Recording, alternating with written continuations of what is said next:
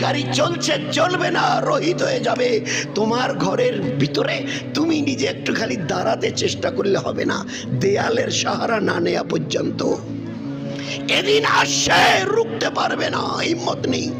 সেই জন্যে কটা দিন কাকে আমি হায়াত দিয়েছি, জীবনটাকে বানিয়ে নাও। কিসের দ্বারা? ইমান, ইবাদত, আখলাক। ইমান, ইবাদত, আখলাক। কারণ তোমার সামনে মউত আছে। এই তিনটাকে দিয়ে নিজের জীবনটাকে বানিয়ে নাও।